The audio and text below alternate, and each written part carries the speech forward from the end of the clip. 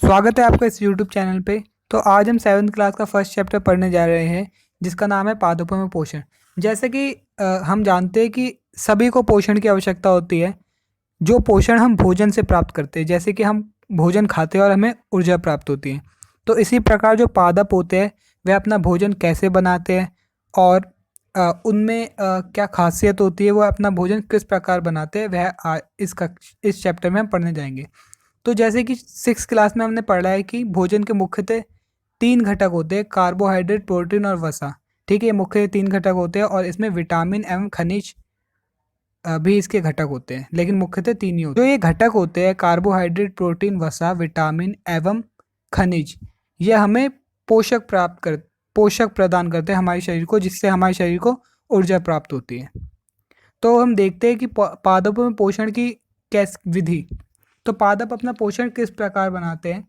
तो जो पादप होते हैं वो अपना पोषण, जो अपना भोजन बनाते हैं, वह बनाते हैं जल, कार्बन डाइऑक्साइड एवं खनिज की सहायता से अपना भोजन बनाते हैं।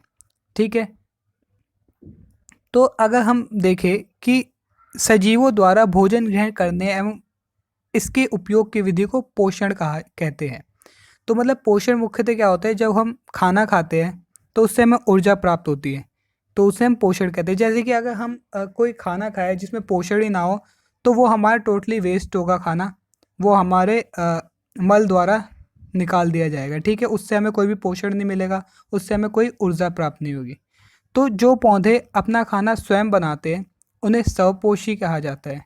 ठीक है, जो पौधे अपना खाना स्वयं बनाते हैं उन्हें स्वपोषी कहा जाता है, और जो दूसरों पर निर्भर होते हैं उन्हें विषमपोषी कहा जाते हैं। जो मानव है वह विषमपोषी है और जो पादप होते हैं वह स्वपोषी होते हैं, क्योंकि वह अपना खाना खुद बनाते हैं। ठीक है, तो अब देखते हैं हम जो पादप होते हैं अपना खाना किस प्रकार बनाते हैं। तो जो मुख्यतः एक कारण होता है, जो एक मेन रीज़न होता है, उन क्लोरोफिल जो होता है उपस्थित होता है। ठीक है, जो कि पादप की पत्तियों में होता है, उनको फैक्ट्रिया भी कहा जाता है। पत्तियां पादप की फैक्ट्रिया भी कहा जाता है। ठीक है, तो जो पत्तियां होती है उसमें छोटे छोटे छेद होते हैं जिसको हम रंध्र कहते हैं, और ये रंध्र होते हैं एक द्वार से ढके हुए होते हैं। अभी आगे पढ़ेंगे हम। ठीक है, तो ये रंध्र का मुख्यतः काम क्या होता है, ये वायु में उपस्थित कार्बन डाइऑक्साइड को ग्रहण करते हैं। ठीक है, वायु में उपस्थित कार्बन डाइऑक्साइड को ग्रहण करते हैं। यह रंध्र द्वार कोशिकाओं, मतलब ये रंध्र जो होते हैं इनको जो गार्ड किया जाता है, मतलब जो इनके चारों ओर होती है एक द्वार कोशिकाएं होती है। ठीक है, तो अब हम पत्तियां, जैसे कि हमने पढ़ा है कि पत्तियां जो होती है उनका हरा होने का कारण क्या होता है। पत्तियों का हरा होने का कारण होता है क्लोरोफिल। ठीक है, और इसी की मदद से जो होते हैं भोजन अपना, वो पादप अपना भोजन स्वयं बना सकते हैं, क्योंकि उन पर क्लोरोफिल उपस्थित होता है। तो क्लोरोफिल सूर्य के प्रकाश की ऊर्जा का संग्रहण करने में पत्ती की सहायता करता है। जो क्लोरोफिल होता है वो सूर्य की प्रकाश, जो सूर्य के द्वारा प्रकाश दिया जाता है उसकी ऊर्जा को संग्रहण करके ऊर्जा का उपयोग जल एवं कार्बन डाइऑक्साइड से खाद्य संश्लेषण में करता है। ठीक है, और इस प्रक्रिया को प्रकाश संश्लेषण कहते हैं। तो प्रकाश संश्लेषण क्योंकि सूर्य के प्रकाश में ही संभव होता है, तो इसीलिए इसका नाम प्रकाश संश्लेषण पड़ा है। अगर हम देखें कि प्रकाश संश्लेषण की प्रक्रिया को संपन्न करने के लिए हमारे पास 3-4 चीज़ों को होना मुख्य थे, जैसे क्लोरोफिल, सूर्य का प्रकाश, कार्बन डाइऑक्साइड एवं जल प्रकाश संश्लेषण के लिए आवश्यक है। और इसमें बताया गया है कि जो सूर्य है वो ऊर्जा का चरम स्रोत है। ठीक है, मतलब सबसे ज़्यादा जो ऊर्जा मिलती है सूर्य से ही मिलती है। जैसे कि हम भी अगर कभी सुबह उठे और सूरज के सामने जाए, उसकी धूप ले, तो हम भी एनर्जेटिक फील करते हैं। जैसे कि विटामिन डी हमें सूर्य के प्रकाश से मिलता है। तो अगर ये ना हो, सूर्य का प्रकाश ना हो, तो सबसे बड़ी बात ये होगी जो पादप होंगे वो अपना खाना नहीं बना पाएंगे। और अगर पादप अपना खाना नहीं बना पाए तो इसका जो संकट है वह पूरी मानव जाति पे आ जाएगा, मतलब सभी लोग इससे इफेक्टेड होंगे। क्योंकि अगर जैसे कि हम विषम पोषी है तो हम उन पर निर्भर करते हैं। अगर स्वपोषी अपना खाना नहीं बना पाएंगे, अगर सूर्य का प्रकाश ना हो, तो हमारा जीवन संकट में आ जाएगा। जैसे कि भोजन जड़ों द्वारा वह और खनिज जल और खनिज को वाहिकाओं द्वारा बाकी पौधों के अन्य भागों में पहुंचा दिया जाता है। ठीक है, और जैसे कि अभी बताया गया है, ऊपर की पत्तियों में छोटे छोटे रंध्र होते हैं, वह कार्बन डाइऑक्साइड को अंदर प्रवेश कराते हैं। तो देखो, कार्बन डाइऑक्साइड प्लस जल, जल जो नीचे वाहिकाओं द्वारा आया है, सूर्य का प्रकाश और क्लोरोफिल की उपस्थिति में क्या होता है, प्रकाश संश्लेषण होता है, जिसमें बाद में कार्बोहाइड्रेट प्लस ऑक्सीजन, कार्बोहाइड्रेट और ऑक्सीजन, ऑक्सीजन जो होती है मुक्त हो जाती है वह वायुमंडल में। जैसे कि हमें पता है कि पौधे जो होते हैं वो ऑक्सीजन छोड़ते हैं और कार्बन डाइऑक्साइड लेते हैं। तो कार्बोहाइड्रेट वो जो करते हैं पौधे, वो स्टार्च के रूप में, जिसे मंड कहे, जैसे कि हम आलू धोते हैं तो उसमें स्टार्च निकलता है, तो अपनी पत्तियों में जमा करके रख लेते हैं। जो स्टार्च होता है, जो मंड होता है, वह भी एक प्रकार का कार्बोहाइड्रेट ही है। ठीक है, कार्बोहाइड्रेट की हमें सबसे ज़्यादा आवश्यकता होती है अपने शरीर में। तो जैसे कि अगर हम देखें कि अभी पौधे ने क्लोरोफिल की सहायता से कार्बोहाइड्रेट तो बना लिया, लेकिन अभी इसे प्रोटीन और वसा की आवश्यकता है। ठीक है, तो ये अभी आगे पढ़ेंगे हम ये कैसे बनते हैं। तो आपने देखा होगा कि बहुत सी पत्तियाँ हरी नहीं भी होती, तो क्या उनमें क्लोरोफिल नहीं होता? नहीं, उनमें क्लोरोफिल होता है, लेकिन हरी पत्तियों के अतिरिक्त अन्य वर्ण की पत्तियों में भी क्लोरोफिल होता है, परंतु इन पत्तियों में उपस्थित लाल, भूरे अथवा अन्य वर्णक क्लोरोफिल के हरे रंग को छुपा लेते हैं। ठीक है, जो उसमें अलग बैक्टीरिया होते हैं वह उस हरे रंग को छुपा लेते हैं। और आपने ये भी देखा होगा कि अ, आपने काई देखी होगी कहाँ? आपने तालाब के किनारे या किसी पॉन्ड के किनारे काई देखी होगी। जो काई जमती है वह होते हैं हमारे शैल होते हैं, वो एक जीव होते हैं। ठीक है, वो जीव होते हैं जिन्हें शैल कहा जाता है, उनके कारण ही ऐसा होता है। ठीक है, तो अगर हम देखें कार्बोहाइड्रेट का संश्लेषण करते हैं, पौधे जो होते हैं कार्बोहाइड्रेट का संश्लेषण करते हैं, मतलब उसको प्राप्त करते हैं। जो कार्बोहाइड्रेट होता है वो पता है, कार्बोहाइड्रेट जो बनता है कार्बन, हाइड्रोजन और ऑक्सीजन से बनता है। जैसे कि इसमें 1 अनुपात जो होता है वो कार्बन का होता है, 2 अनुपात जो होता है हाइड्रोजन का होता है, और 1 अनुपात ऑक्सीजन का होता है। लेकिन जैसा भी बताया कि प्रोटीन और वसा के लिए उनको अभी भी बनाने के लिए क्या करना पड़ता है। ठीक है, उनको अभी भी प्रोटीन और वसा की आवश्यकता होती है। तो जो प्रोटीन और वसा जो होते हैं वह अपनी जड़ों, जो कि वायुमंडल में उपस्थित नाइट्रोजन से, उसको पूरा करते हैं। ठीक है, तो जैसे कि पादप जो होते हैं वह नाइट्रोजन को जैसे वह उपस्थित है उसी रूप में नहीं लेते, मतलब गैसीय फॉर्म में नहीं ले पाते, तो उसको लिक्विड फॉर्म में लेना पड़ता है। ठीक है, जड़ों में उनके एक राइजोबियम नाम का एक जीवाणु होता है, जो नाइट्रोजन को लिक्विड में बदलकर उनको उनकी जड़ से, और वाहिकाएं जो होती है वह पौधे के अन्य भागों में ले जाती है, जिससे कि हमारे प्रोटीन का निर्माण होता है। ठीक है,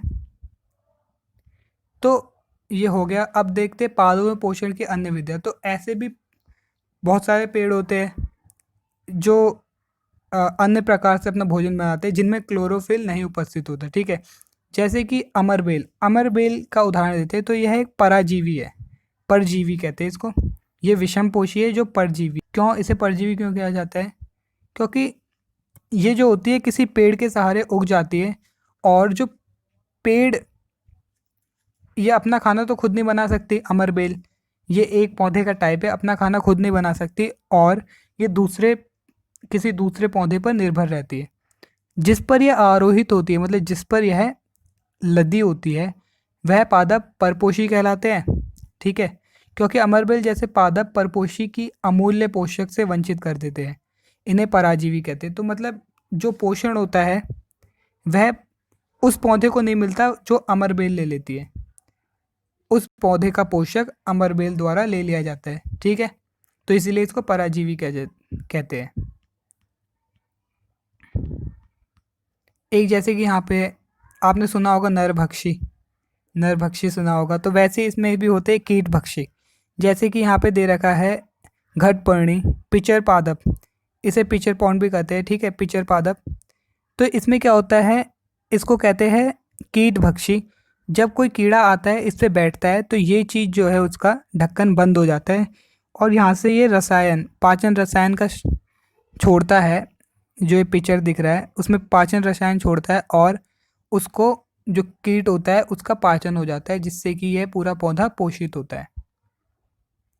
देखो, कीटभक्षी पादप कहते हैं। वीनस फ्लाई ट्रैप तथा सनड्यूस की पक्षी पादपों के दो अन्य उदाहरण हैं। ठीक है।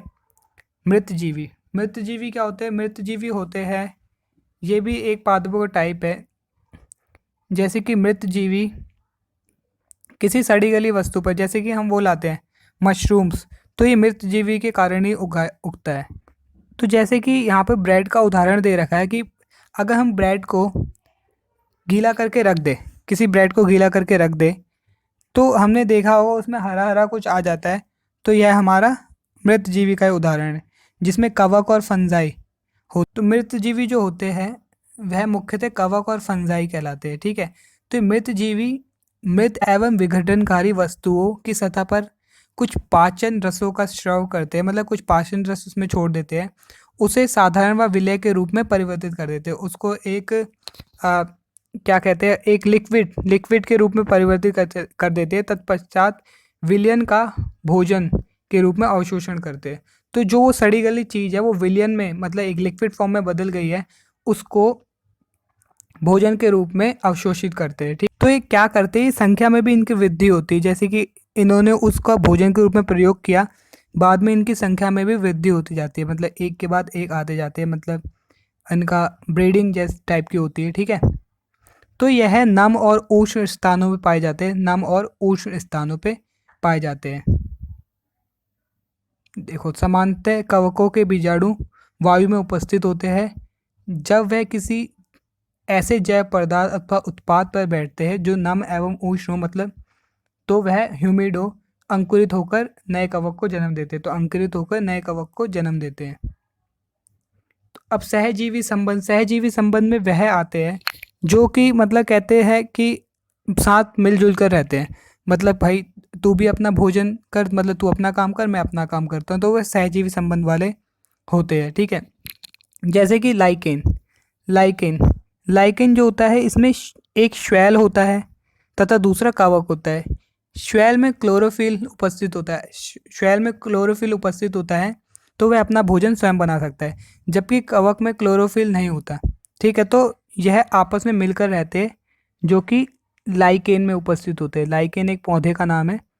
ठीक है। तो ये दोनों लाइकेन में पाए जाते हैं, श्वेल और कवक, जो आपस में मिलजुल कर रहते हैं, उनको सहजीवी संबंध कहते हैं। ठीक है। सहजीवी संबंध। मृदा में पोषण की पुनः पूर्ति किस प्रकार की जाती है? जैसे कि पादप से बताया अभी, पादप जो है नाइट्रोजन लेते हैं, नाइट्रोजन के साथ मृदा में से कुछ पोषक तत्व भी लेते हैं, तो उनकी पुनः वृद्धि जो देखा है हमने, किसान जो है खाद डालते हैं, उर्वरक डालते हैं, जो कि नाइट्रोजन, पोटेशियम और फास्फोरस जैसे पोषक तत्वों को बढ़ाने के लिए होता है। ठीक है।